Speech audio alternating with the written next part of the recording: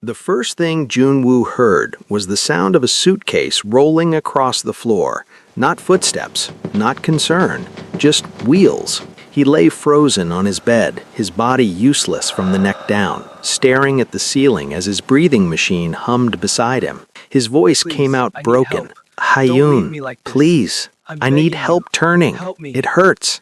In the living room, his wheelchair sat untouched, exactly where she had left it that morning.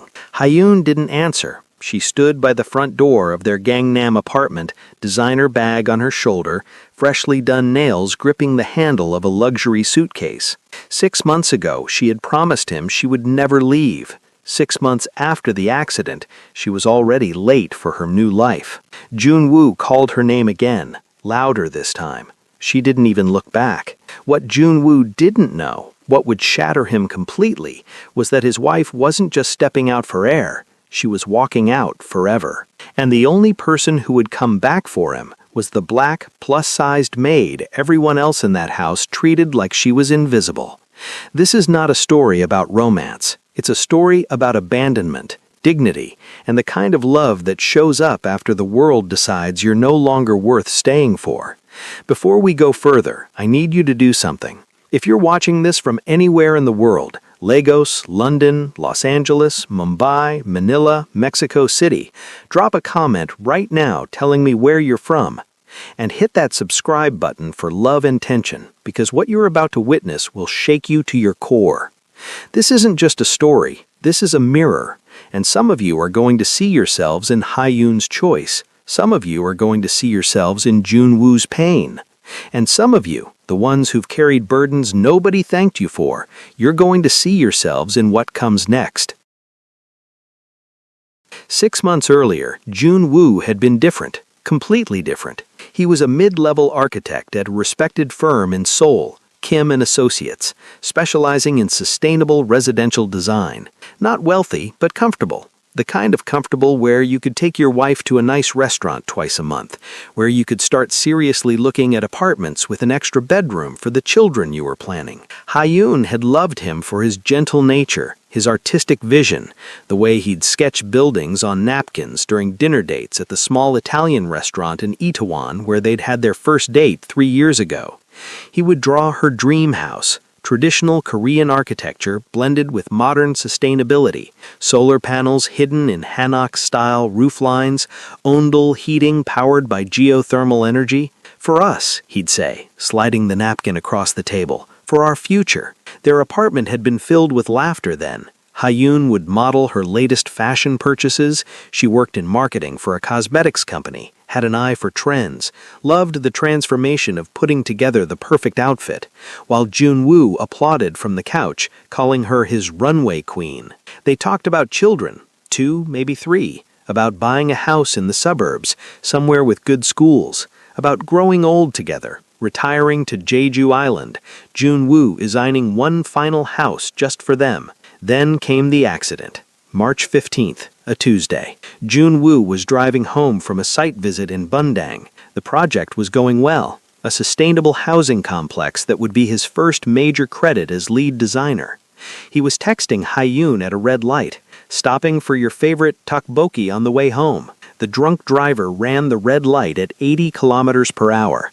The impact folded Junwoo's sedan like paper. A shattered spine, 4 surgeries over 3 months, vertebrae fused with titanium rods, nerves severed beyond repair. The diagnosis, delivered by a neurosurgeon with kind eyes and terrible news, permanent paralysis from the waist down. T10 complete spinal cord injury, the medical terminology that meant Junwoo would never walk again, would never feel his legs again, would never live independently again. Junwoo came home in a wheelchair 5 months ago, and Hyun's smile began to fade like a photograph left in the sun.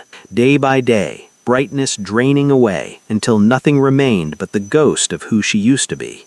At first, she tried. She really did try. She helped with physical therapy appointments, driving him to the rehabilitation center 3 times a week, sitting in the waiting room scrolling through her phone while Junwoo struggled to master a wheelchair, to transfer from bed to chair, to accept that recovery no longer meant walking, It meant learning to live from a seated position for the rest of his life. She learned to operate the mechanical lift that moved him from bed to chair. She smiled when relatives visited, played the role of devoted wife, accepted their praise for her sacrifice with appropriate humility. But when the relatives left, the smile disappeared, like someone had flipped a switch. The truth was simple and brutal. Hyun had not signed up for this. She had signed up for the architect who sketched houses on napkins, not the man who needed help using the bathroom.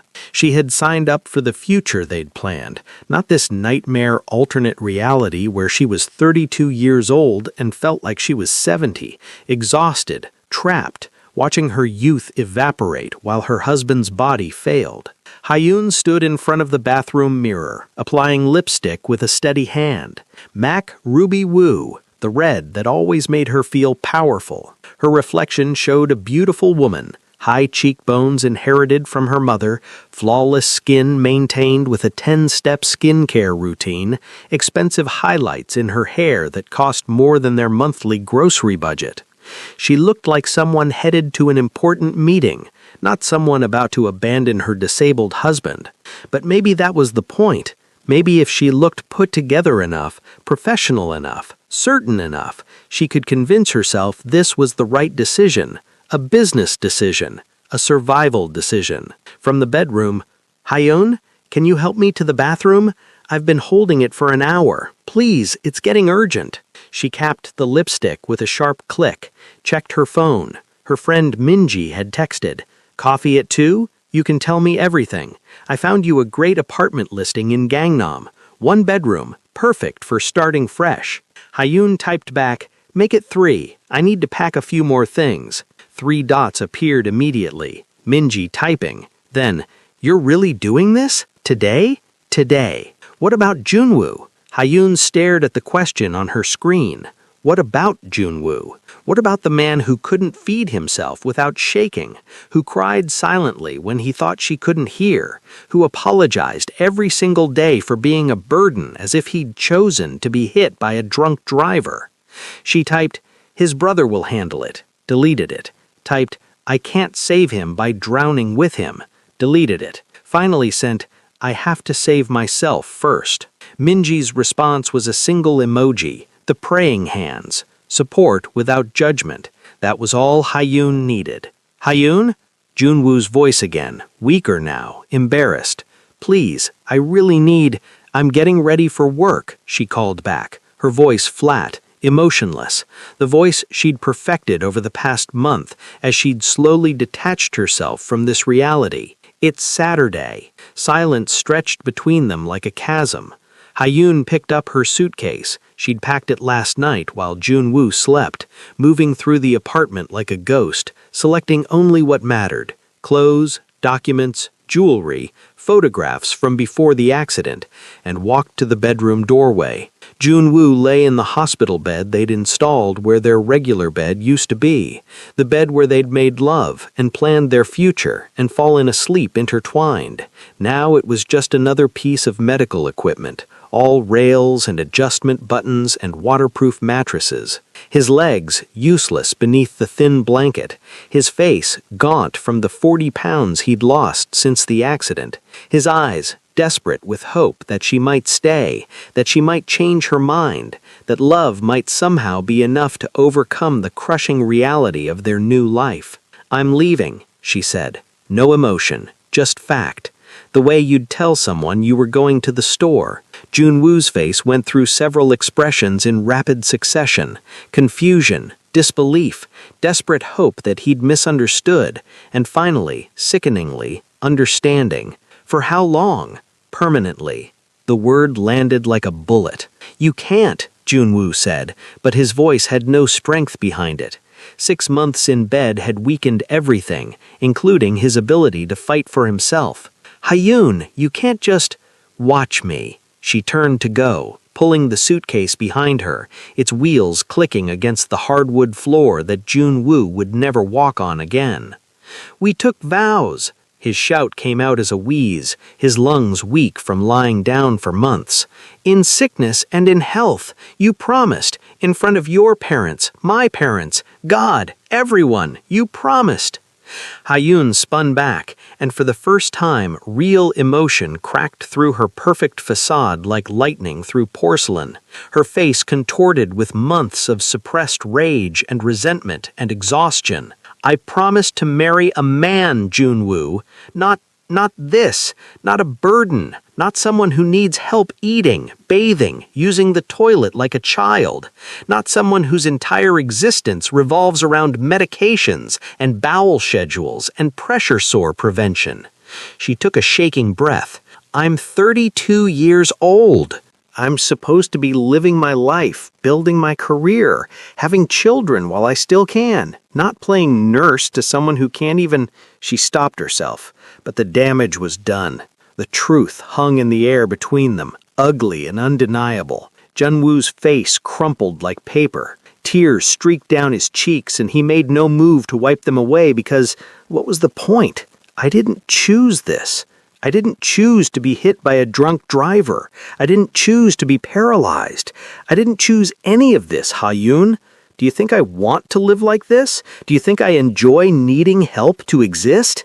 Neither did I choose it. Her voice went cold again, the emotion draining away as quickly as it had appeared. She'd gotten good at that, feeling everything intensely for 30 seconds, then shutting it off completely. It was the only way to survive. Your brother can check on you or hire someone. There are services for this. Home health care, caregivers. The insurance will cover most of it. You're my wife. I was your wife. Past tense. Hayun adjusted her bag on her shoulder. Now I'm just tired. So tired I can't remember what it feels like to not be tired. Tired of the smell of antiseptic and urine and decay. Tired of watching you give up a little more every day. Tired of dying alongside you. So you're just going to let me die alone? You're not dying, Junwoo. You're just not living the life we planned, and I can't watch that anymore. I can't be the reason you have hope that's never going to materialize. It's kinder this way, for both of us. She walked to the front door, wheels clicking like a countdown against the hardwood floor. Hayun! His voice broke completely, dissolving into desperate sobs. Please don't do this. I love you. We can figure this out. I'll get better. The doctor said there's new treatments, stem cell therapy, exoskeleton technology. I'll walk again, I promise. I'll be the man I was. Just please don't leave me. The door clicked shut. The apartment fell silent except for the steady hum of the breathing machine and Junwoo's ragged sobs that gradually dissolved into silent heaving as he ran out of air, out of hope, out of everything except pain. Junwoo lay in that bed for 4 hours, unable to move himself, unable to reach his phone, which Ha-yoon had left on the dresser just out of reach. Accidentally or intentionally, he'd never know. Calling out periodically until his voice gave out entirely, reduced to a whisper, then nothing. The pressure point on his left hip developed into a stage 2 pressure sore because he couldn't shift his weight. His bladder, already urgently full when Ha-yoon left, eventually emptied involuntarily, soaking the bed, adding humiliation to abandonment. When his brother Min-ho finally arrived that evening, Ha-yoon had texted him at 1 p.m. Junwoo needs help. I can't do this anymore. I'm sorry. I've left information about his medications and care schedule on the kitchen table. He found Junwoo in the exact same position, tears dried in salty tracks on his face, eyes staring at nothing, lying in his own waste, a man reduced to his most basic and shameful vulnerabilities. Hyung! Min-ho breathed, using the Korean term for older brother, though Junwoo was only older by 18 months. Oh, Hyung, I'm here now. He immediately set to work. Jun-woo had taught him the basics over the past months, during the times when Ha-yoon claimed she needed a break, needed a few hours to herself, needed to remember what it felt like to be human. Min-ho had learned how to operate the mechanical lift, how to clean and change Jun-woo, how to check for pressure sores, how to administer medications. It took 40 minutes to get Jun-woo cleaned, changed, into fresh clothing, repositioned properly with pillows supporting his pressure points. Min-ho worked efficiently but gently, talking the whole time about nothing, his kids, his work, the weather, filling the silence so Jun-woo wouldn't have to. When it was done, when Jun-woo was clean and dry and as comfortable as possible, Min-ho made tea. Strong Korean green tea, the kind their mother used to make. He pulled up a chair beside the bed. "She's gone," Min-ho whispered. His voice was destroyed from hours of crying. "She's really gone, Min-ho. She looked at me like I was something rotting that needed to be thrown away, and she left." Min-ho's jaw clenched. He had opinions about Ha-yoon, strong opinions he'd kept to himself for months because what good would it do?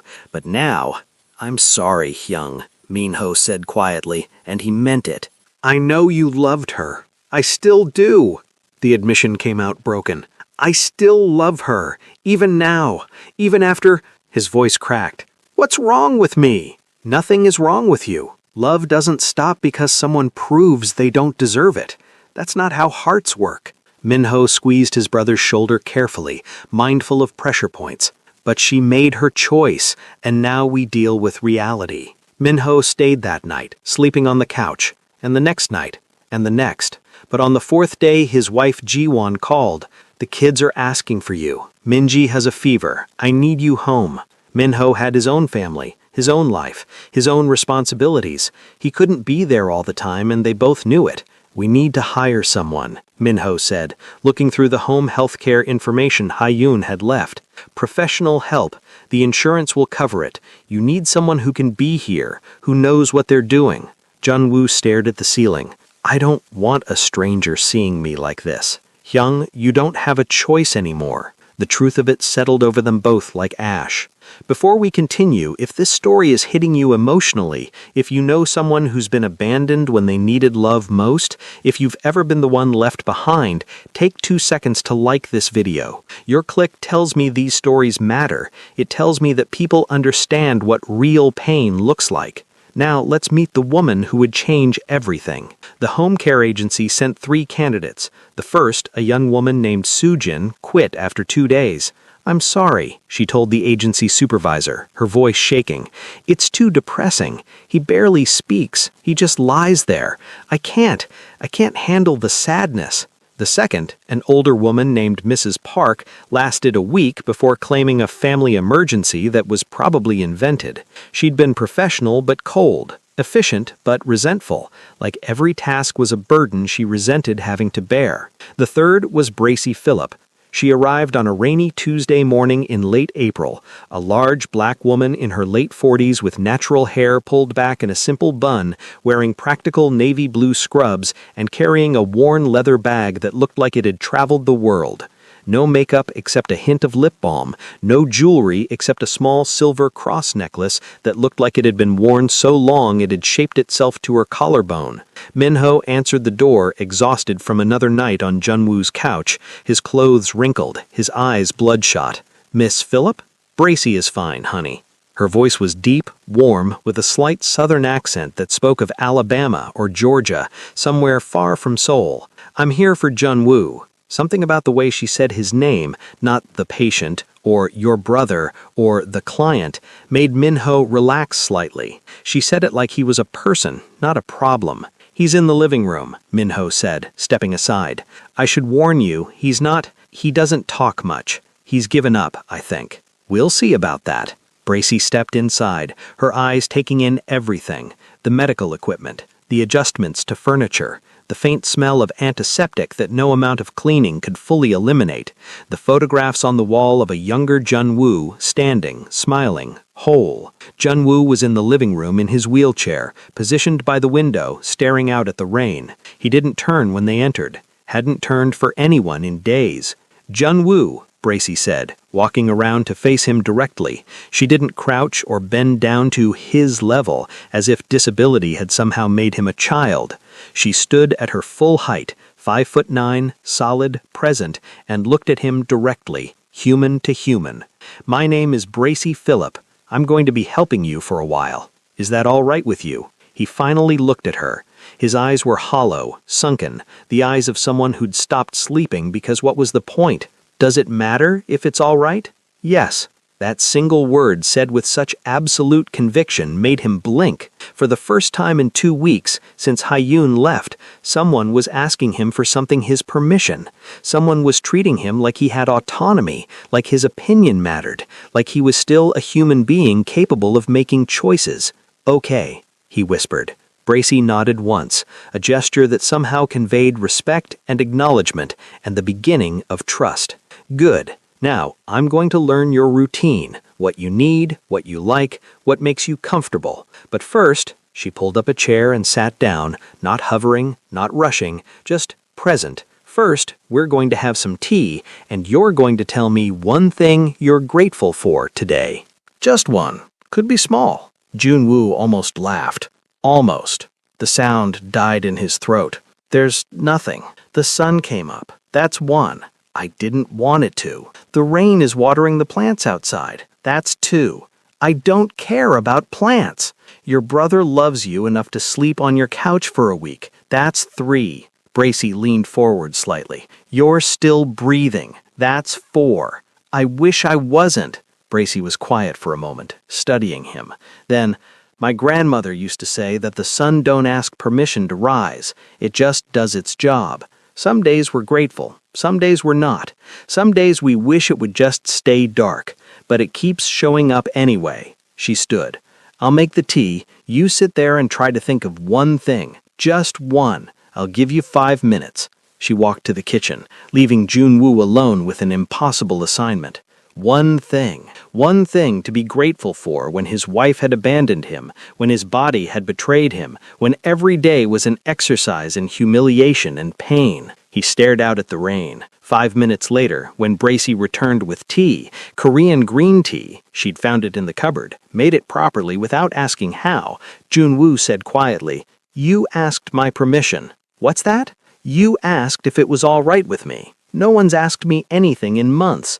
Everyone just does things to me, for me, around me. But you asked." Bracy set the tea down carefully on the table beside him. "Well, that's because it's your life, Junwoo. Disability doesn't erase that. So yes, I ask. I'll always ask. And if you say no to something I suggest, I'll respect that.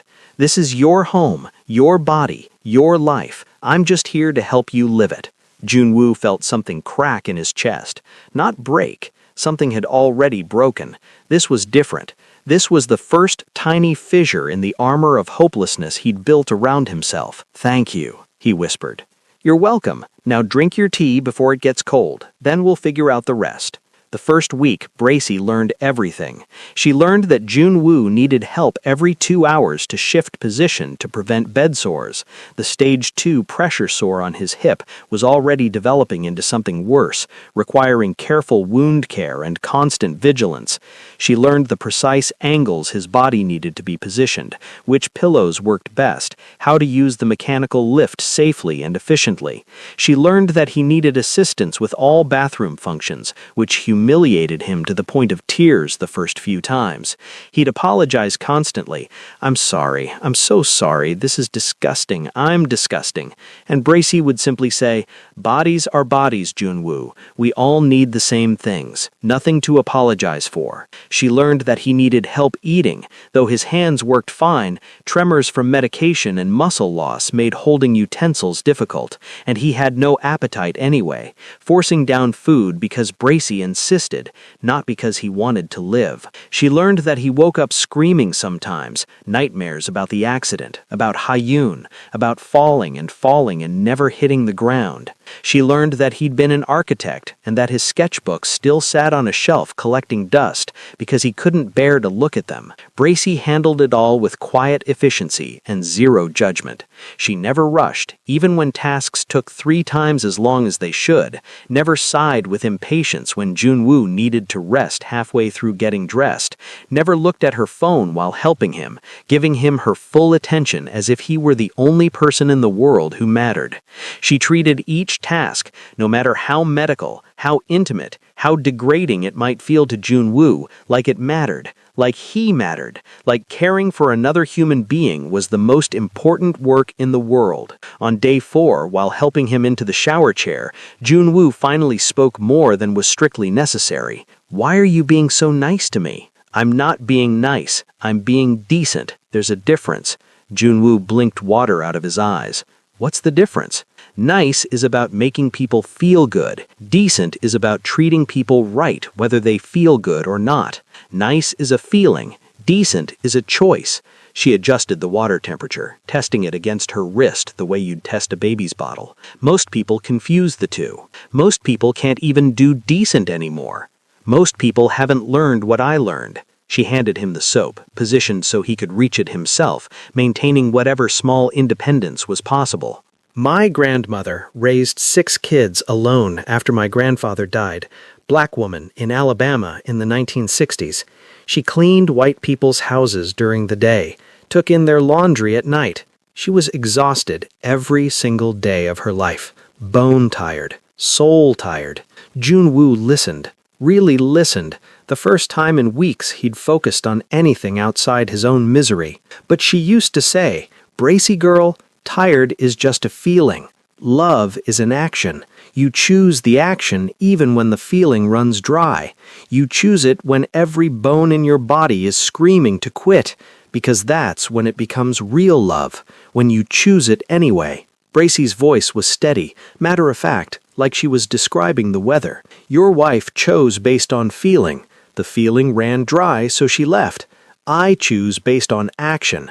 The action doesn't change no matter how I feel." It was the first time anyone had acknowledged Ha-yoon without pitying him about it, without tiptoeing around the wound.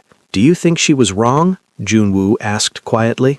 "To leave?" Bracy considered this carefully. "I think she made a choice. Whether it was wrong or right isn't for me to say. What I know is this. She chose easy over hard. She chose escape over endurance. That tells me who she is. It also tells me who you need around you now." "Who's that?" "People who choose hard. People who show up when everything says to walk away. People who understand that love isn't something you fall into. It's something you climb toward every single day, even when the mountain is steep and you're tired and you can't see the top." Weeks turned into months. Spring became summer, and Junwoo's apartment had air conditioning that barely worked, so Bracy bought fans with her own money and positioned them strategically to keep him comfortable. She arrived every morning at 7, rain or shine. She helped Junwoo with his morning routine: bathroom, shower every other day, dressing, transferring to the wheelchair. She made breakfast, learning his preferences. He liked his eggs slightly runny, his rice made in the traditional way, his kimchi not too spicy because his stomach couldn't handle it anymore. She kept the apartment immaculate, not obsessively but carefully, understanding that Junwoo's world had shrunk to these rooms, and he deserved for them to feel like a home, not a hospital. She supervised his physical therapy exercises, the ones designed not to help him walk again, that was impossible, but to maintain upper body strength, prevent contractures, keep his circulation going. She pushed him when he wanted to quit, backed off when he genuinely needed rest, developing an intuition for the difference. She learned his favorite foods and started cooking them. Korean dishes she'd never made before. She'd look up recipes online, call her friend who ran a Korean restaurant in Itaewon, practice until she got it right. Jjajangmyeon, samgyeopsal, tteokbokki, comfort foods from Junwoo's childhood that his mother used to make. She never talked excessively, but when she did speak, it was always substantial, real conversations, not the mindless chatter meant to fill silence. She told him about growing up in Alabama, about moving to Korea 12 years earlier after her husband died, about learning a new language and culture in her 40s, about what it meant to be a black woman in a country that sometimes stared, sometimes asked to touch her hair, sometimes treated her like a curiosity. Jun-woo started looking forward to her arrival, not because he had feelings for her. He was still in love with the ghost of Ha-yoon, still checked his phone hoping for a text that never came, still sometimes called out Ha-yoon when he woke up from nightmares before remembering, but because Bracey's presence meant he wasn't alone, meant someone saw him as human, not as a collection of needs and problems and medical interventions. One evening in June, during dinner, Jun-woo asked, "Do you have family besides your grandmother?" "I did. Husband passed 12 years ago. Heart attack. He was cooking breakfast and he just dropped." No sadness in her voice, just fact, the way you'd describe weather. "He was a good man, Army chaplain. Met him at Fort Benning when I was doing home care for veterans. We had 20 years together." "I'm sorry." "Don't be. We had 20 good years. Some people don't get even one." She set down her fork, looked at him directly. "We didn't have kids. Tried for years, but it wasn't in God's plan, I guess. That was hard. Spent a lot of years being angry about that, wondering why God gives children to people who don't want them and keeps them from people who do. What changed? Time, perspective, and my grandmother telling me that sometimes the plan isn't about what you want, it's about what you can give." Bracey sipped her water. She said, "Bracey girl, maybe you don't have children because you're supposed to care for everybody's children. Maybe your purpose is bigger than one family. Is that why you do this? To fill the void?" Bracey considered this carefully, the way she considered every question Jun-woo asked, taking him seriously, giving him real answers. "No, I do this because I'm good at it, because people need it, because it's honest work that makes a difference." She paused. "Not everything is about filling voids, Jun-woo. Sometimes it's just about showing up and doing what needs to be done. The void is still there. I just learned to work around it." "How?" "Same way you're learning. One day at a time. One choice at a time. Choosing to get up even when lying down seems easier. Choosing to care even when caring hurts. Choosing to believe that showing up matters even when you can't see the results." Jun-woo absorbed this. "Do you think I'll ever stop hurting?" "No," Bracey said, and the honesty was brutal but somehow comforting. "I think you'll learn to carry it better. I think the hurt will become part of you instead of all of you. I think one day you'll wake up and realize you went 5 minutes without thinking about what you lost, then 10 minutes, then an hour. The hurt doesn't leave, you just get stronger at carrying it." 3 months after Ha-yoon left, she came back. It was a Saturday in July, the kind of humid summer day where Seoul shimmers with heat. Jun-woo was in physical therapy when he heard the key in the lock. She still had it, apparently, hadn't thought to return it, or maybe kept it deliberately as some kind of safety net. His heart jumped. Maybe she'd kept her key because she was coming back. Maybe she'd realized she'd made a mistake. Maybe she missed him. Maybe love had won after all. Maybe. Ha-yoon walked in wearing a designer dress he'd never seen before. White linen that probably cost 1,000,000 won. Something she'd bought in the past 3 months with money that wasn't going toward his medical care. Her hair was different, shorter, styled in a modern bob that looked expensive. She wore new sunglasses, designer brand, pushed up on her head. She looked healthy. Radiant even. She looked like someone who'd been on vacation, not someone who'd abandoned her paralyzed husband 3 months ago. And she wasn't alone. A man followed her in. Tall, handsome, wearing an expensive suit despite the heat. Mid-30s, confident posture, the kind of man who'd never known real suffering. He put his hand on the small of Ha-yoon's back with casual ownership, the gesture so familiar it was clear this wasn't new. Jun-woo's physical therapy resistance bands went slack in his hands. Bracey, who had been spotting Jun-woo during his exercises, helping him maintain balance while he worked on his upper body strength, slowly straightened up. Her face revealed nothing, but her body shifted almost imperceptibly, placing herself slightly between Jun-woo and the visitors. "Jun-woo," Ha-yoon said, her voice bright and false, the tone she used to use with difficult clients at work. "You look, well, better than I expected, actually. This is Sang-woo, my fiancé." The word hung in the air like poison. Fiancé. 3 months. She'd been gone 3 months and already had a fiancé, which meant she was seeing him before she left, which meant, "We're here to pick up some of my things," Ha-yoon continued, already walking toward the bedroom like this was perfectly normal, like she hadn't just detonated a bomb in the middle of Jun-woo's fragile recovery. "Some jewelry I forgot, a few dresses I want back. I won't be long. 15 minutes tops." Sang-woo gave Jun-woo an uncomfortable nod, the kind you'd give someone panhandling on the street, acknowledgement without engagement, then followed Ha-yoon into the bedroom like a loyal dog. Jun-woo sat frozen in his wheelchair, his face drained of all color. His breathing had gone shallow, rapid. His hands trembled violently on the resistance bands.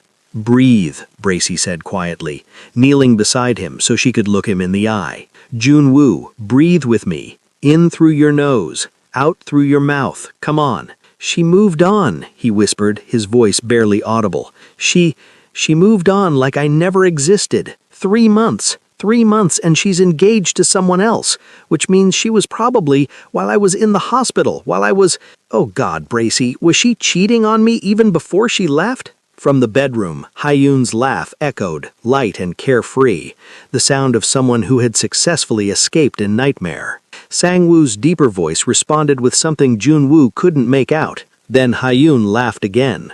The sound cut through Jun-woo like a knife.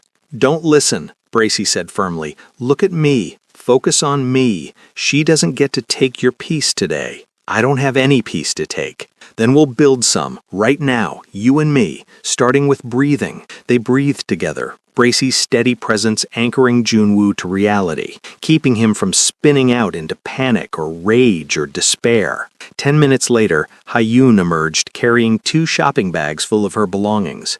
Sang-woo followed with a jewelry box. "Okay, I think that's everything," Ha-yoon said, checking her phone. "Oh, Jun-woo, I left the spare key on the kitchen counter.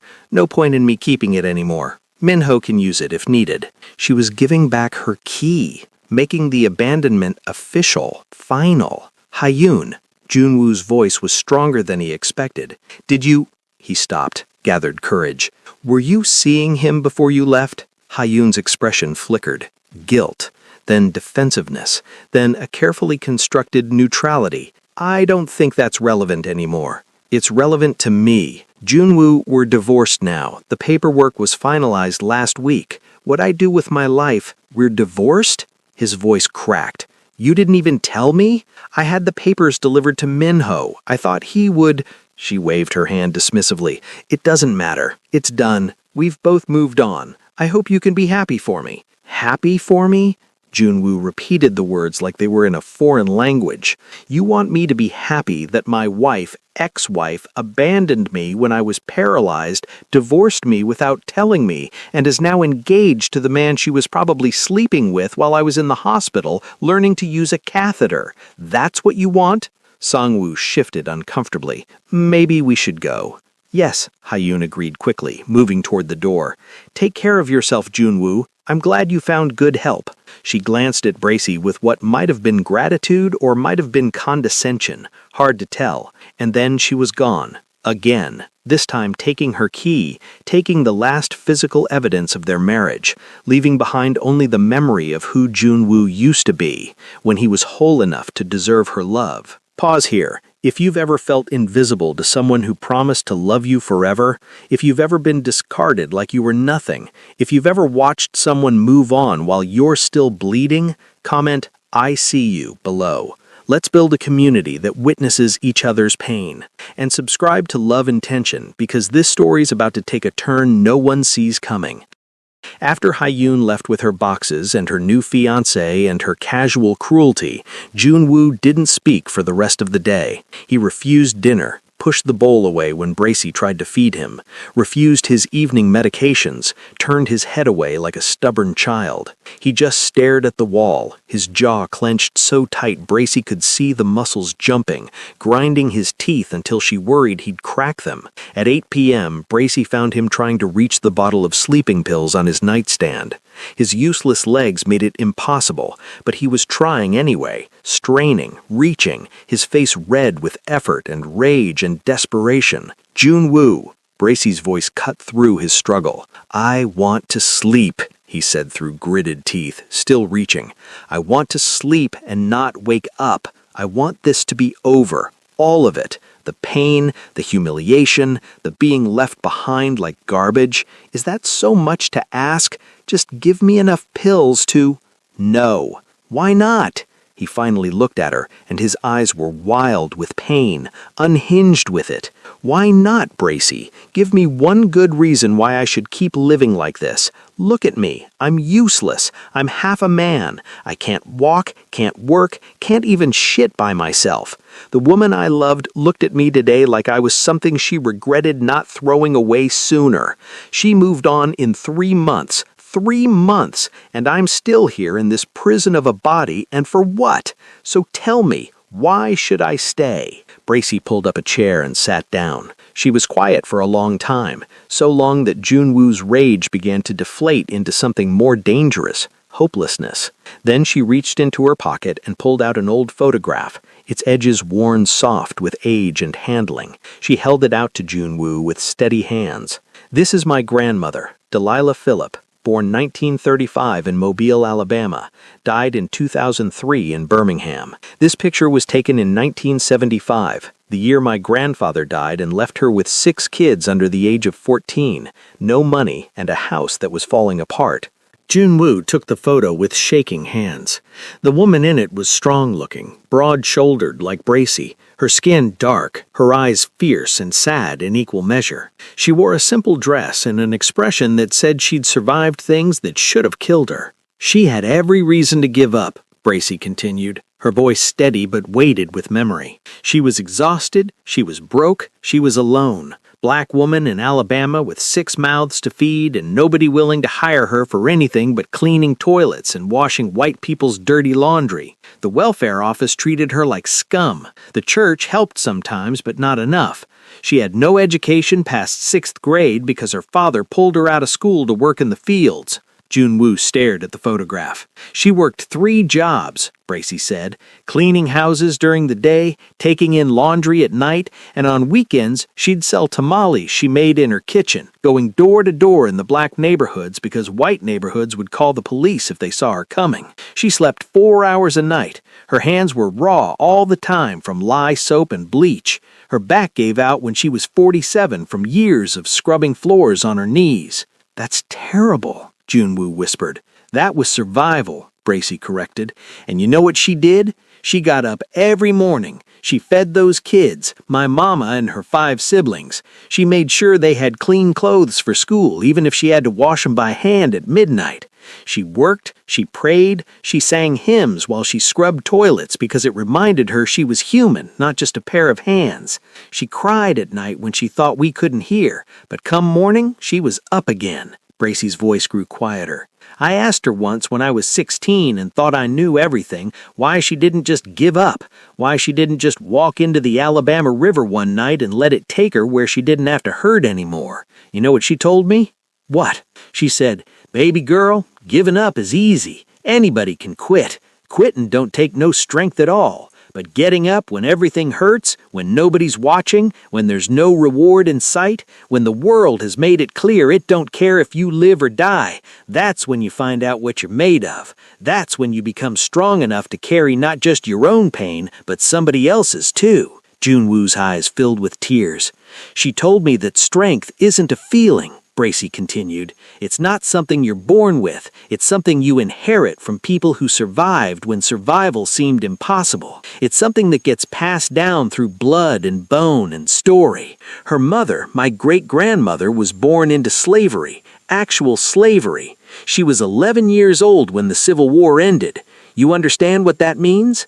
Junwoo nodded slowly. "It means my grandmother was raised by a woman who'd been owned, who'd been beaten, who'd watched her own children sold away from her like livestock, who'd survived things I can't even speak out loud because they're too evil for words." Bracey's voice hardened. "But she survived. She kept going. She had children after slavery ended, including my grandmother. And that strength, that impossible, inexplicable strength came down through the generations until it reached me." Junwoo stared at the photograph of Delilah Phillip, this woman he'd never met who'd survived impossible things. Your grandmother was taking care of her children. She had a purpose. I don't have children. I don't have anyone who needs me to survive. So why should I? You have yourself. That's not enough. Then you haven't met yourself yet. Bracy took the photo back gently, tucked it back into her pocket where it lived like a talisman. Junwoo, I didn't come here because I need money. I don't. My husband left me well provided for. Military pension, life insurance, investments. I don't have to work another day in my life if I don't want to. Then why do you? Because this work reminds me every single day what my grandmother taught me. That strength isn't about having it easy. It's about showing up when it's hard. It's about choosing to care when caring costs you something. She looked at him directly. My grandmother cleaned toilets so her kids could eat. Her mother picked cotton in fields that used to be worked by slaves just like her, worked them for wages that were barely better than slavery. Her mother, before that, Bracy's voice caught slightly, the only crack in her composure Junwoo had ever witnessed. Her mother before that survived things that should have destroyed her. Chains, whips, rape, children sold away from her arms before they were old enough to remember her face. But she survived, and that survival wasn't pointless, it wasn't wasted, because it came down to me, and now I'm here, passing it on to you. Why me? Junwoo's voice cracked. Why do you care if I learn it? I'm just a job to you, just another disabled person who needs help. No, Bracy's voice was firm. You're a human being who's been tested and found wanting. And before you get angry, so have I, so is everyone. We're all found wanting until we choose to be something more. What does that mean? It means your wife left because she didn't have that strength. She didn't inherit it from anyone. Her parents probably loved her, but they didn't teach her what my grandmother taught me. They didn't show her that love isn't a feeling that stays when things get hard. It's a decision you make every morning, every hour, every minute when every instinct says to run. Bracy leaned forward. Hyeon failed the test, Junwoo. That's all. It doesn't make her evil. It just makes her weak. And weakness isn't a sin, but refusing to get stronger, that's a choice, and it's the wrong choice. And what about me? Am I weak too? You were. When you tried to reach those pills just now, you were choosing weakness. You were choosing to let her win, to let the accident win, to let all that pain win. Bracy's voice gentled. But here's what you don't understand yet. You've already survived the hardest part. You survived a wife abandoning you in your darkest hour. You survived the humiliation of her bringing another man into your home. You survived finding out she divorced you without even telling you. You're still breathing. That's not weakness starting to fail. That's strength starting to grow. It doesn't feel like strength. It never does at first. Strength feels like getting up when you want to die. It feels like taking another breath when breathing hurts. It feels like letting someone help you use the bathroom even though it humiliates you. It feels like surviving another day when dying seems easier. She stood up. My grandmother used to say that strength is like calluses. It only forms where there's been friction, where there's been pain. The smooth parts of you never get strong, only the parts that hurt. She walked toward the door, then paused, looking back at Junwoo. You think you're weak because you can't walk, but Junwoo, walking isn't strength. Walking is just mechanics. Strength is surviving a wife who promised forever and delivered 3 months. Strength is letting someone like me see you at your worst and choosing to stay alive anyway. Strength is crying and raging and wanting to die, but not doing it. That's strength. Everything else is just motion. She left the sleeping pills on the nightstand, but out of reach. When you're ready to take them for sleep instead of escape, let me know. I'll hand them to you. Until then, they stay where they are. Something changed in Junwoo after that night. It wasn't dramatic. There was no moment of sudden clarity where heavenly light shone down and he suddenly wanted to live. He didn't wake up the next morning filled with hope and purpose. If anything, he woke up feeling exactly the same. Hollow, broken, abandoned. But he stopped asking to die. He stopped reaching for the pills. He took his medications when Bracy brought them, not because he cared about living, but because she'd said strength is choosing to get up even when you don't want to, and maybe that was something. He started pushing harder in physical therapy, not because he thought he'd walk again, he knew better now, but because Bracy had said the smooth parts never get strong, only the parts that hurt. So he hurt. He worked his upper body until his muscles screamed. He practiced transfers until sweat poured down his face. He chose pain over numbness because at least pain meant he was still alive. Most importantly, he started asking Bracy questions, not surface questions, deep ones, about her grandmother, about what it was like growing up black in Alabama, about the specific ways racism manifested, not the dramatic violence you see in movies, but the daily grinding humiliations, about moving to Korea 12 years ago and what it was like being a black woman in a country that maybe seen 50 black people in person total, about her husband's death, about surviving loneliness, about choosing to keep going when no one would blame you for stopping. Bracy answered everything honestly. She told him about her grandmother working for a white family who'd throw away perfectly good food rather than let the help take it home, about saving that food from the garbage and feeding it to her kids anyway, about the shame of that, about the strength required to swallow shame so your children could swallow food.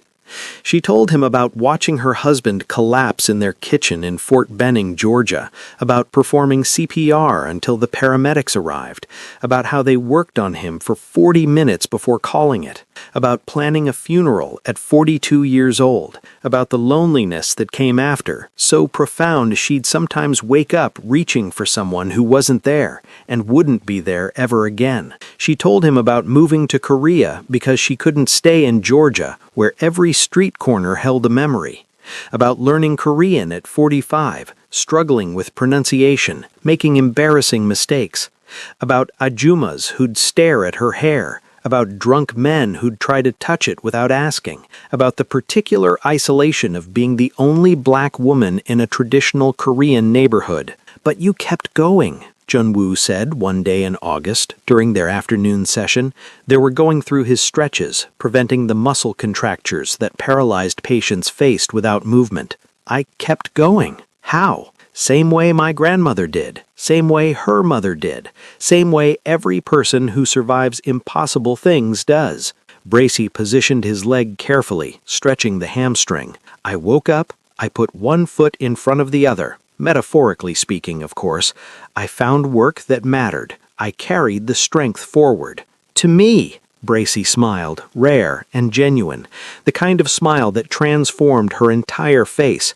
To whoever needs it. You're not special, Junwoo. He actually laughed at that, a rusty sound he hadn't made in months. Thanks. I mean, you're not the only person suffering. You're not the only person who got abandoned. You're not the only person lying in bed wondering why God hates them. She moved to his other leg. But you are the person in front of me right now, and that makes you my focus. That makes teaching you my purpose, until you learn it, and then you'll pass it on to someone else, and that's how it works. I don't know if I have anything to pass on. You will. When you're ready, when someone needs what you'll have learned, you'll recognize them because they'll look like you do now, and you'll remember what I taught you, and you'll teach them. That's how strength survives, person to person, story to story. What if I'm not strong enough to teach it? Then you'll teach them anyway and become strong enough in the process. That's how it works, Junwoo. You don't wait until you're strong enough. You act, and the action creates the strength. 6 months after Hyun left, Junwoo's health began to decline. The doctors said it wasn't uncommon. Paralyzed patients faced constant challenges. Urinary tract infections from catheter use, pressure sores that wouldn't heal despite meticulous care, Bracy's careful attention, the expensive wound care products Minho's insurance barely covered, respiratory infections because lying down so much compromised lung function, blood clots that formed in immobile legs and could travel to the lungs or brain. He was hospitalized 3 times in 2 months. The first time for a pressure sore that developed into a systemic infection, sepsis that nearly killed him. The second time for pneumonia. The third time for a pulmonary embolism, a blood clot that traveled to his lung, causing chest pain so severe he thought he was dying, and maybe he was. Through it all, Bracy was there. Not just during her scheduled hours. She stayed overnight when he was afraid, pulling a chair beside his hospital bed, dozing fitfully so she could wake when he called out from nightmares.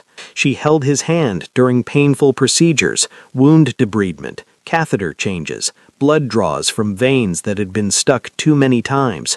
She read to him when he couldn't sleep, bringing books from his apartment, the ones about architecture he used to love, the design magazines he used to devour. She became more than a caregiver. She became a witness to his suffering, and somehow that made it more bearable. Someone saw. Someone stayed. Min Ho pulled her aside one day at the hospital during the third admission. "You're doing too much. This isn't your job anymore. This is more than anyone should ask. You're here 16, 18 hours some days. When do you sleep? When do you live your own life?" "I sleep when he sleeps. I live my life by helping him live his." "But why? He's not your family. He's not your responsibility." "The agency will send someone else if you need a break. Hell, I'll pay for around-the-clock care if that's what it takes. But you can't keep burning yourself out like this." "I'm not burning out." "Bracy, nobody's asking me to do this, Min Ho." Her voice was firm, but not unkind. "I'm choosing it. There's a difference. When someone asks and you do it, that's obligation. When you choose and nobody's asking, that's purpose. What's the purpose of exhausting yourself for someone who's going to—" He stopped himself. "Going to die?" Bracy finished for him. "We're all going to die. That's not the question. The question is what we do with the time we have, and I'm choosing to spend mine making sure your brother doesn't die alone and afraid and believing he's worthless." Min Ho's eyes filled with tears. "He's lucky to have you." "No, he's unlucky to need me. But since he does, I'm going to show up. That's what the strong do. We carry the weak until they can carry themselves. And if they never can, we carry them all the way home. Home? To whatever comes next. To peace. To rest. To God, if you believe in that." Bracy looked through the window of Junwoo's hospital room, where he lay sleeping, his body frail, his breathing labored. Everyone deserves someone to carry them home. Your brother's going to have that. I promise you. By month 7, in October, Junwoo was back home, but bedbound permanently. The hospitalizations had taken too much from him. His body was giving up even as his mind fought to stay present. Hospice had been called. A nurse came twice a week to check his vitals, adjust his pain medications, monitor his decline. They brought a hospital bed with better controls, pressure-relieving mattress, rails that made care easier. They brought oxygen because his breathing was increasingly labored. They brought morphine for when the pain got too bad. The apartment that used to echo with Ha-Yoon's laughter, that briefly held Junwoo and Bracy's quiet conversations, now held only the sound of medical equipment and Bracy's quiet movements and the knowledge that time was running out. One evening in late October, as Bracy was adjusting Junwoo's pillows, he needed to be elevated now to help with breathing. He said, "I need to tell you something. I'm listening." She positioned the pillows carefully, making sure his head was supported, his neck comfortable. "I understand now what your grandmother meant. About strength." He coughed, a wet, rattling sound that spoke of fluid in lungs that were slowly failing. "I used to think I was strong because I designed buildings, because I had a wife, because I could walk, because my body worked. But that wasn't strength. That was just life being easy. That was just having things go right." Bracy sat down beside the bed, giving him her full attention the way she always did. "Real strength is what you showed me," Junwoo continued, his voice weak but clear. "Showing up every day when nothing makes you except your own choice. Caring when you could walk away. Choosing to give when the world only knows how to take. Staying when everyone else leaves. Seeing worth in someone the world says is worthless." His eyes filled with tears. "You saved my life, Bracy. Not by keeping me alive. I know I'm dying. The doctors told me. I can feel it. You saved my life by teaching me what living means, what it really means. Not walking or working or being independent. Living means choosing to matter, choosing to carry strength forward, choosing to be part of a story bigger than yourself. You learned it, Bracy said quietly, her voice thick with emotion she rarely showed. That's the important part. Not everyone does. Will you tell me about your grandmother again, one more time? I want to... He coughed again. I want to remember her. I want to know I'm connected to that, to her story, to that strength. So Bracy pulled out the photograph, worn smooth from years of carrying, and told him everything again, about Delilah Phillip and her fierce love that kept 6 children alive when the world wanted them to die, about generations of black women who survived slavery, survived Jim Crow, survived poverty and racism and violence and loss, about strength that got passed down like a precious inheritance, blood to blood, story to story, about choosing to rise every morning even when everything said to stay down. Junwoo listened, his breathing growing slower, softer, his eyes fixed on the photograph of a woman he'd never met but who had somehow saved his life through her great-granddaughter's hands. That's what I want. I want to be part of that story. Not the man whose wife left him, not the man who got paralyzed, but the man who learned what strength means from a woman who carried it from her ancestors. The man who chose to matter, even when everything said he was worthless.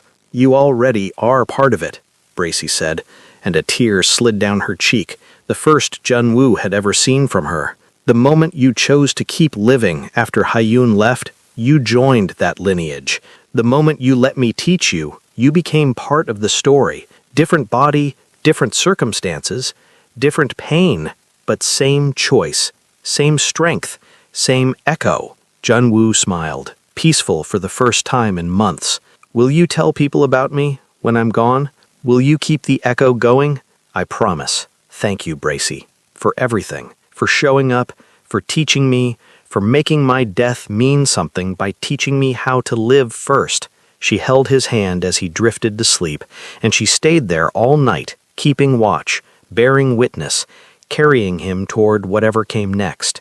Junwoo died on a Tuesday morning in early November, 3 weeks before what would have been his 3rd wedding anniversary. He went peacefully, Bracy holding his hand, reading to him from a book about Frank Lloyd Wright, his architectural hero, the designer who believed buildings should serve life, should enhance life, should matter. She read about falling water and the Guggenheim and the philosophy of organic architecture until Junwoo's breathing slowed, stopped, and he was gone. His last words, whispered so quietly Bracy almost missed them, were, "Thank you for teaching me what matters." Min Ho arranged the funeral. It was small, held at a Buddhist temple because Junwoo's grandmother had been Buddhist, and he'd always liked the philosophy of impermanence, of letting go, of accepting what is rather than clinging to what was. A few colleagues from Junwoo's old firm came, looking uncomfortable, offering condolences to Min Ho while avoiding looking at the wheelchair they'd set beside the funeral photograph as a reminder of how Junwoo had spent his final months. Some distant relatives, Min Ho's family, his wife Ji-won, their 2 children who were too young to understand but old enough to be solemn, and Bracy. She sat in the back, wearing a simple black dress and the silver cross necklace she always wore. She didn't cry during the service. She'd done her crying in private the night Junwoo died, sitting in his empty apartment, holding his sketchbooks, letting herself feel everything she usually kept controlled. But here, in public, she was composed, dignified, strong. Hyun didn't come. No one expected her to. She'd sent flowers with a generic card, "My condolences on your loss," signed with just her name. No mention of the fact that her loss had been voluntary, chosen, 3 months before death made it permanent. After the service, in the parking lot, Min Ho approached Bracy. He looked exhausted, hollowed out, like grief had scraped away everything soft and left only bones. He handed her an envelope. "Junwoo left this for you. He wrote it during his last good week when he could still hold a pen, made me promise to give it to you after he died." Bracy took it with steady hands, though her heart trembled. She opened it carefully. Inside was a check for far more than her services had cost. Jun-woo had sold some investments, liquidated everything he could without touching the apartment that would go to Min-ho, and a letter in Jun-woo's increasingly shaky handwriting. Dear Bracy, you tried to teach me about inherited strength, but you never told me what to do with it once I learned it, so I figured it out myself. You pass it on. This money isn't payment. You can't pay someone for saving your soul. This is seed money. Start something. Help someone else the way you helped me. Carry your grandmother's echo forward. Build something that will outlast both of us. I'm not afraid anymore. Not of dying, not of being forgotten, not of the fact that Hyun's out there living her life like I never existed. I'm not afraid because of you, because you taught me that dying isn't the end of strength, it's just the next person's turn to carry it. Tell people about your grandmother. Tell them about me if you want. Tell them about what real strength looks like. Keep the story going. That's how we survive death. Not by living forever, but by passing on something that does. Thank you for showing up every single day when my wife walked away. Thank you for teaching me that love is action, not feeling. Thank you for proving that strength isn't about what your body can do, it's about what your heart chooses to do. Thank you for carrying me until I was strong enough to let go. Your strength student, Jun-woo. P.S. Tell Hyun I forgive her if you ever see her, not because she deserves it, because carrying anger is exhausting, and I want to be light enough to float wherever I'm going next. Bracy read it twice, then carefully folded it and put it back in the envelope with the check. She looked up at Min-ho, who was watching her with wet eyes. He learned it, she said. He really learned it. Because you taught him. No, because his grandmother Delilah taught me, and I passed it on to him, and now he's passed it on through this. She held up the envelope. That's how it works. That's how strength survives. What will you do with it? Bracy looked out across the parking lot at the modern Seoul skyline, thinking about Alabama and slavery and her grandmother scrubbing toilets and Jun-woo learning to die with dignity and all the strength that had been passed down through pain until it reached this moment. I'm going to build something, she said, something that keeps the echo going. 3 months after Jun-woo's death, on a cold February morning, Bracy stood in front of a small community center in Yeongdeung-po, a working-class neighborhood of Seoul, far from the gleaming towers of Gangnam.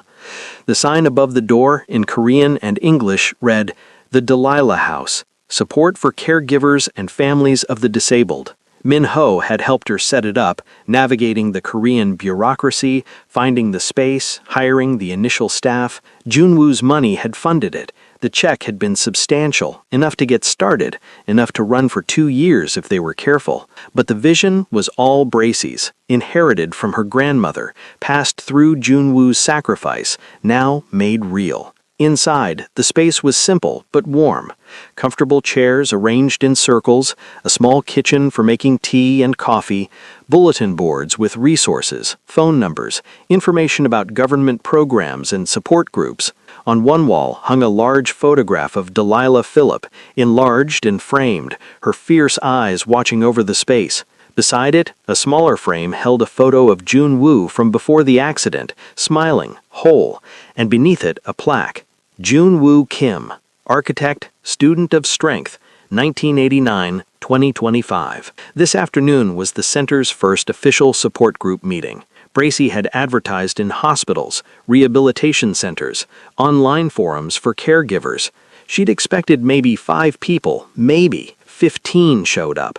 They filed in slowly, hesitantly, carrying the exhaustion of their lives like visible weight on their shoulders.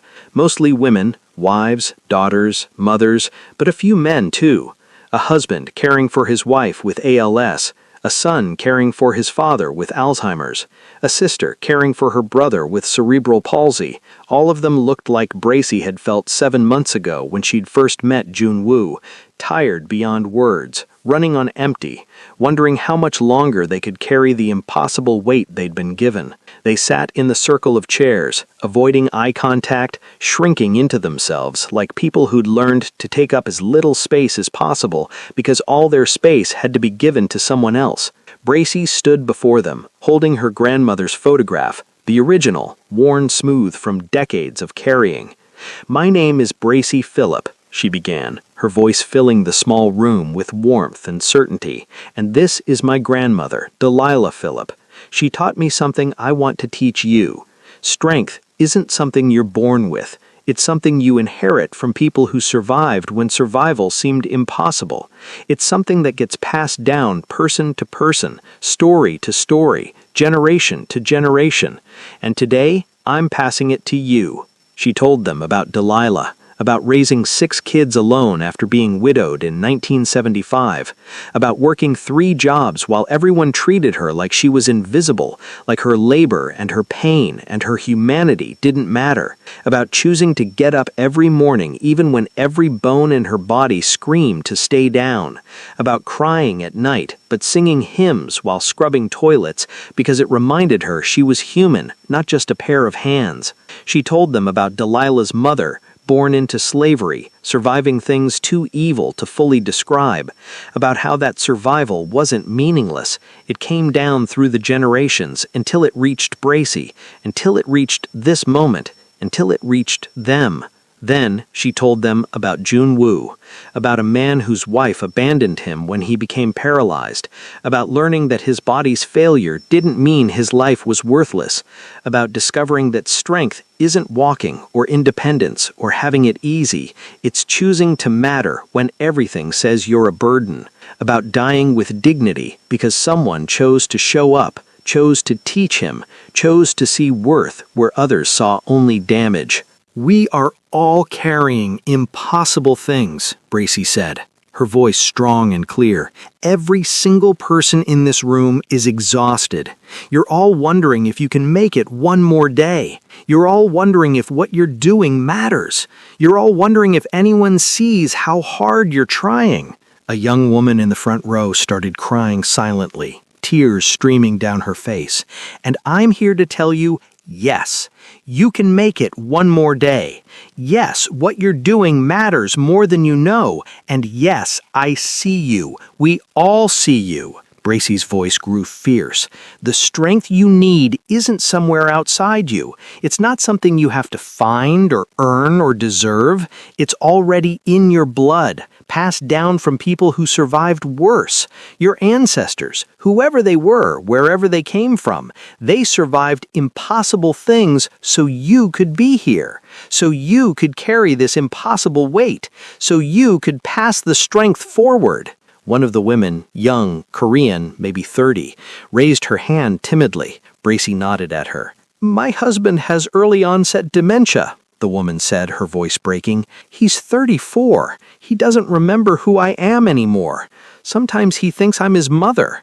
Sometimes he thinks I'm a stranger breaking into his house. He gets violent when he's confused.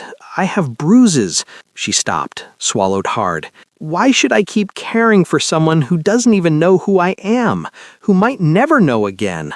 What's the point?" Bracy walked over and knelt beside her chair, looking directly into her eyes. "Because that's when love becomes real, when it stops being about what you get back and becomes about what you choose to give, when there's no reward, no recognition, no reciprocation. That's when love becomes strong enough to change the world. That's the love that gets passed down. That's the love that becomes legend." She stood back up, addressed the whole room. "You think your situations are hopeless. You think no one understands. You think the world has forgotten you while you're busy caring for people the world has already dismissed. And you're right. The world doesn't understand. The world doesn't care about caregivers until it needs one. The world treats you like you're invisible." Bracy's voice rose. "But this woman," she held up her grandmother's photograph so everyone could see, "she was invisible too. Black woman in Alabama cleaning white people's toilets. Nobody saw her, nobody thanked her, nobody recognized what she was doing, but she did it anyway. And that invisible strength came down to me, and through me it went to Junwoo, and through Junwoo's sacrifice it's now coming to you." She let that settle. "You're not invisible to me. You're not forgotten. You're not doing this for nothing. You're carrying strength forward. You're part of an ancient lineage of people who survived impossible things. And one day, maybe not soon, maybe not in the way you expect, someone is going to need the strength you're building right now. And you'll pass it on, and the echo will continue. The room was silent, except for quiet crying from several people. An older man, maybe 60, spoke up. How do we do it? How do we keep going when we're this tired? Same way my grandmother did. Same way June Woo learned. Bracey's voice was gentle now. One day at a time, 1 hour at a time, 1 moment at a time. You don't need the strength to carry this burden for the rest of your life. You only need the strength to carry it right now. This moment. And when this moment passes, you'll find strength for the next one. That's the secret. You don't need all the strength at once. You just need enough for right now. And when right now is too much, someone asked, then you come here. You call someone. You ask for help. You rest. Bracey looked around the room. Strength isn't refusing to admit you need help. Strength is surviving long enough to ask for it. My grandmother took help when it was offered. June Woo let me help him. There's no shame in needing someone. The shame is in letting pride kill you. They talked for 2 hours. People shared their stories. The spouse with ALS, the parent with Alzheimer's, the child with disabilities, the sibling with mental illness. Each story different in details, but the same in exhaustion, the same in invisible suffering, the same in desperate need to know they mattered. Bracey listened to every story, witnessed every person, reminded them all that they were part of something bigger than their individual pain. They were carrying forward strength that had been passed down through countless generations of people who survived when survival seemed impossible. When the meeting ended, people lingered. They didn't want to leave. This was the first time in months, years for some, that anyone had truly seen them, had recognized their suffering as legitimate, had told them they were strong instead of just telling them to hang in there or stay positive or other platitudes that meant nothing. The young woman whose husband had dementia approached Bracey. Will you be here next week? Every week, Tuesday afternoons, same time. Can I bring my sister? She's caring for our father. She needs this. Bring anyone who needs it. That's why we're here. As people filed out into the cold February afternoon, slightly less burdened than when they'd arrived, Minho approached Bracey. He'd been sitting in the back, observing. He'd be proud, Minho said quietly. Junwoo, he'd be so proud of this. This is his legacy. His and your grandmother's. His and every person who ever chose strength over surrender. Bracey looked at the photograph of Delilah Phillips on the wall. The echo keeps going. The Delilah house had grown beyond anything Bracey had imagined. What started with 15 people became 20, then 30. They had to move to a larger space in the same neighborhood. They added more support groups, one for spouses specifically, one for adult children caring for aging parents, one for parents of disabled children, one for siblings. They started a respite care program where trained volunteers would come stay with the disabled person for a few hours so the caregiver could sleep, could shop, could remember what it felt like to exist outside the constant weight of responsibility. They partnered with hospitals to provide caregiver education. They lobbied the government for better support services. They created an emergency hotline for caregivers in crisis. Those moments at 3 a.m. when you're so exhausted you can't remember why you're doing this anymore. The Korean media noticed. A local news station did a story, then a national paper. Bracey became semi-famous, the American woman who came to Korea and built a community center dedicated to invisible people doing impossible work. Through it all, Bracey ran the center with the same quiet efficiency she'd brought to Junwoo's care. She hired staff, former caregivers who understood, who could witness without judgment. She trained volunteers. She fundraised. She showed up every day. One evening in August, a full year after Junwoo's death, as Bracey was locking up after the evening support group, her phone rang. Unknown number. Hello? Bracey? The voice was tentative, familiar in a way that made Bracey's stomach tighten. Who is this? It's It's Hyun. Bracy said nothing. She walked to her car, phone pressed to her ear, waiting. I heard about the center, about what you're doing. I saw the article in the Jungang Daily. I wanted to... Hyun's voice cracked. I wanted to apologize for leaving, for not being strong enough, for... Stop. Bracy's voice cut through, firm but not unkind. Why are you calling me, Hyun? What do you want? I need to know if you hate me. Bracy sat in her car, staring at her grandmother's photograph that she kept on her dashboard. I don't hate you. Really? Hope crept into Hyun's voice. Hate takes energy I don't have to spare. Hate means you still matter to me, and you don't. You're just a woman who failed a test. That's all. Bracy's voice was matter-of-fact. But I don't forgive you either. That's not my place. Junwoo forgave you. He told me so before he died. He said he understood you didn't have what it takes, and he pitied you for that. That's between you and whatever God you believe in. Is that all you wanted to say? No. Hyun's voice trembled. I wanted you to know that I regret it. Every day. I see his picture sometimes. Minho posts them online, memorial posts, and I remember what I did. I remember leaving him there, unable to move, and she broke down sobbing. I'm not a monster. I'm not. I just couldn't do it. I couldn't watch him die slowly. I couldn't be strong enough. I know. So you understand? Understanding and approval are different things, Hyun. Bracy started her car. I understand that you were weak, that you chose yourself over your vows, that you prioritized your comfort over his survival. I understand all of that, but understanding doesn't make it right. I thought you'd be angrier. I was. When it happened, when I found him lying in his own waste because you'd left him for 4 hours, when I saw what your abandonment did to him, yes, I was angry. Bracy pulled out of the parking lot. But Junwoo taught me something before he died. He said carrying anger is exhausting, and he wanted to be light enough to float wherever he was going. So I let it go. Not for you. For me. Should I feel guilty? Yes. Bracy's voice hardened. You should feel guilty every day for the rest of your life.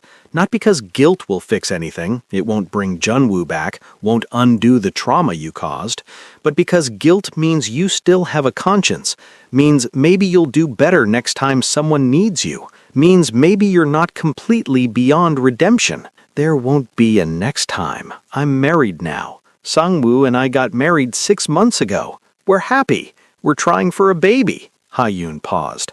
I'm going to be different this time. Better. Stronger. I hope so. And Bracy meant it, without warmth, but without cruelty. I genuinely hope you never face the test you failed with Junwoo. But Hyun, here's what you need to understand. Love tested is love revealed. You were tested and you failed.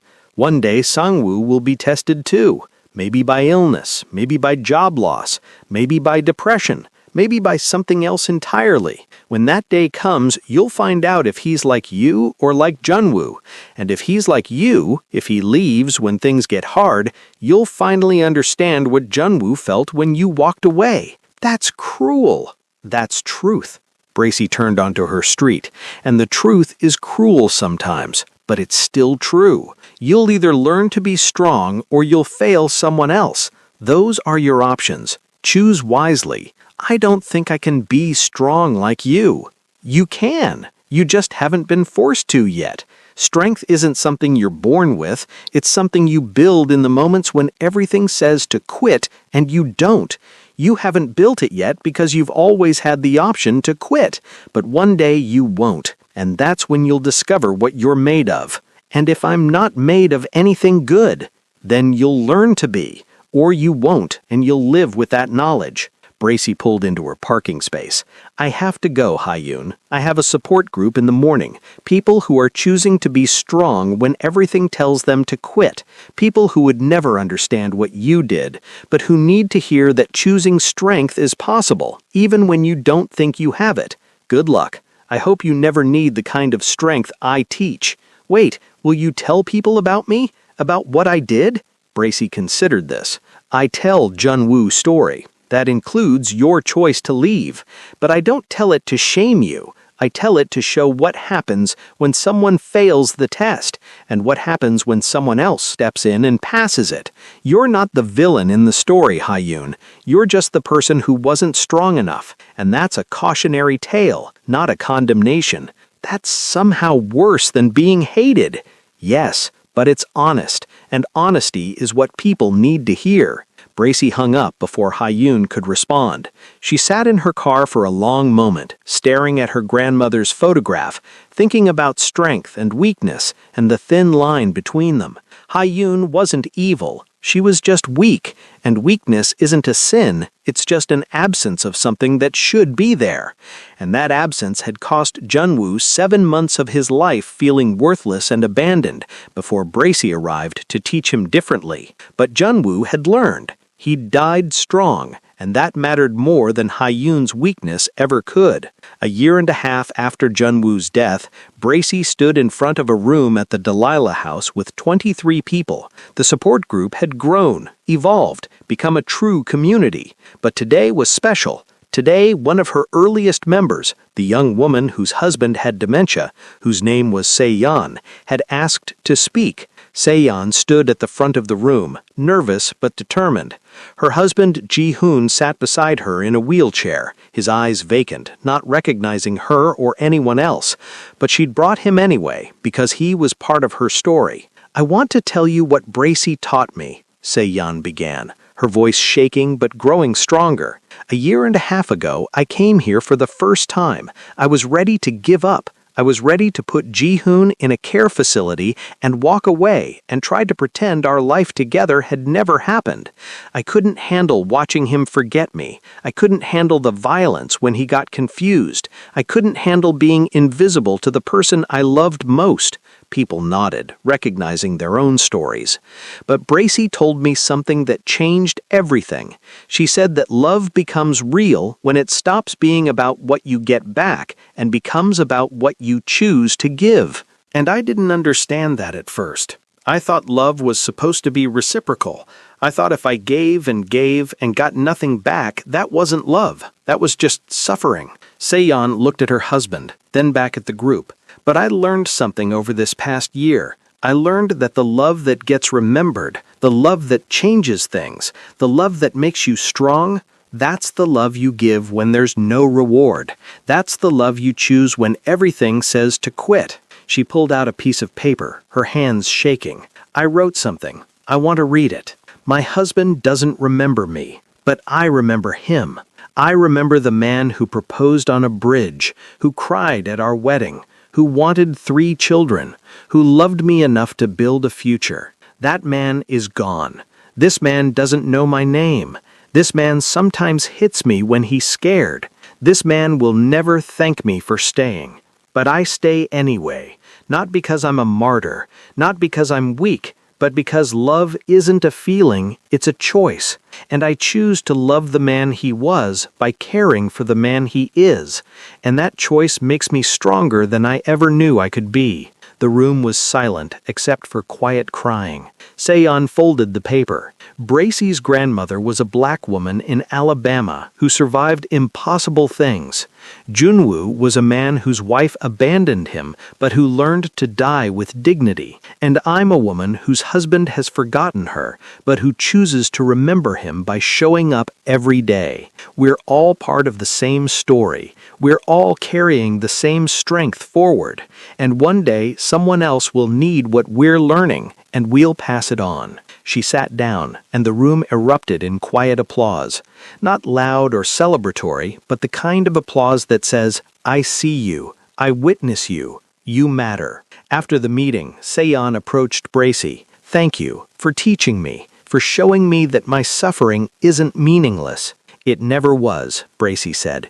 "You just needed someone to help you see it. Will you tell my story like you tell Junwoo's? Will you pass it on?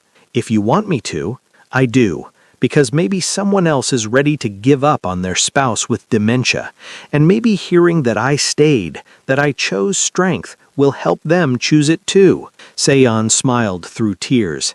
"That's how it works, right? Person to person, story to story. That's exactly how it works. That night, Bracy sat in her small apartment staring at the framed photograph of her grandmother on the wall beside Junwoo's letter. She thought about Delilah Phillip, born in 1935, died in 2003, who survived impossible things and passed strength down through generations until it reached this moment, this place, these people. She thought about Junwoo, who died believing he mattered because someone had taught him that mattering isn't about what your body can do, it's about the choices your heart makes. She thought about Seon and the 22 other people in tonight's support group, each carrying impossible burdens, each choosing strength over surrender, each part of an ancient lineage they didn't even know they'd joined.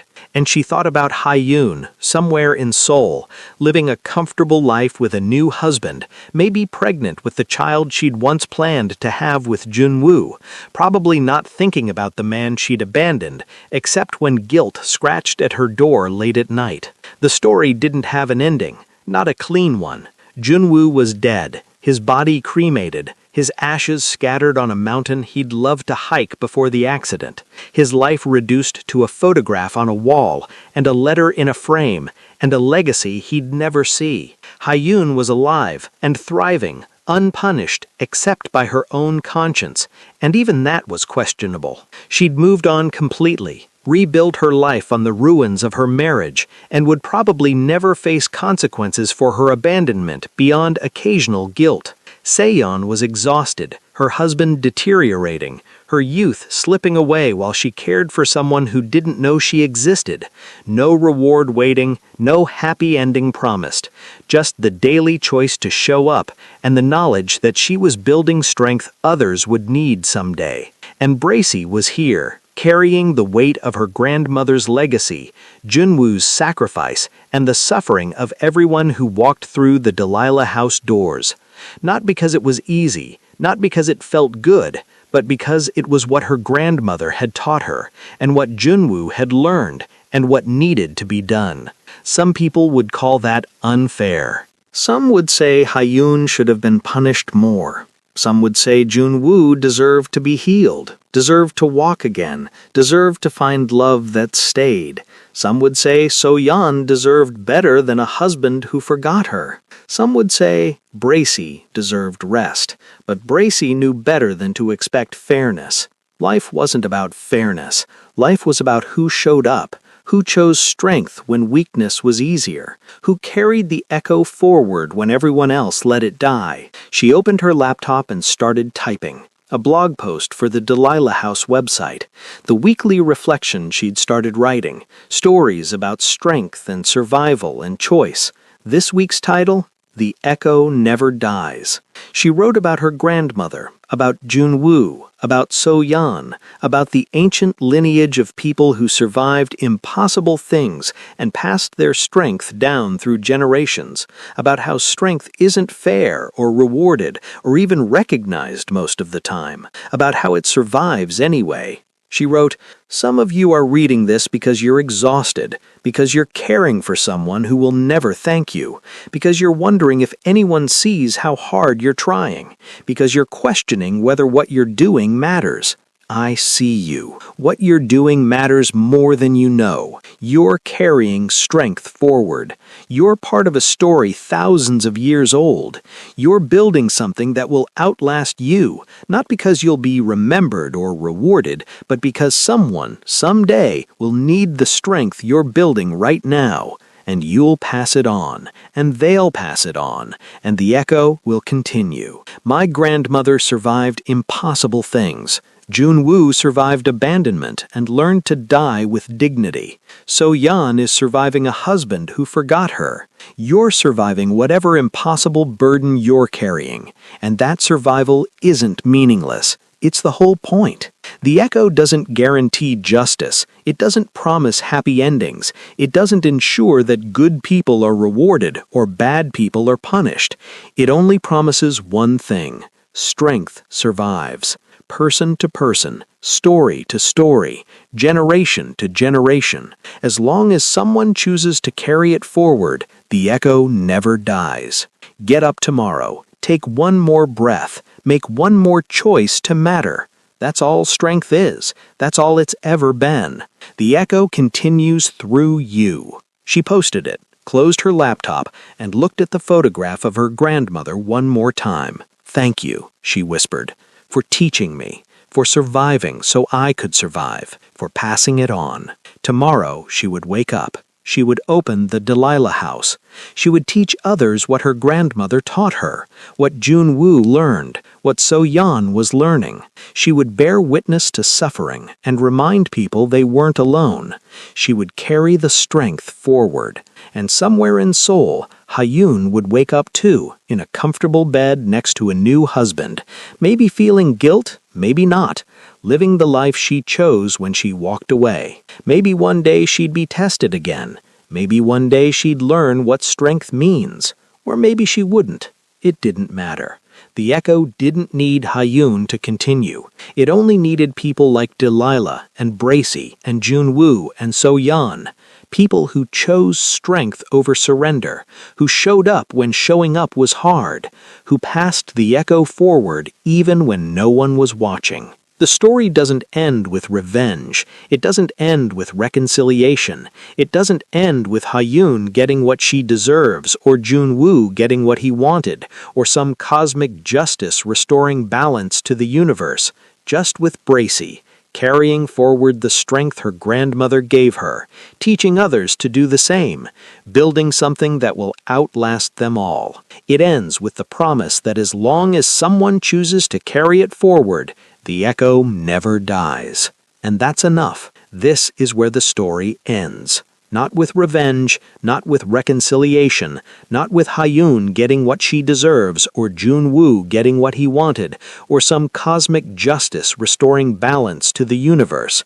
Just with Bracy, carrying forward the strength her grandmother gave her, teaching others to do the same, building something that will outlast them all. Just with So Yan, showing up every day for a husband who doesn't remember her, choosing strength over surrender. Just with 23 people in a support group in Yangdangpo, learning that their invisible suffering matters, that their exhaustion is seen, that they're part of something bigger than their individual pain. Real strength doesn't look like movies tell us it does.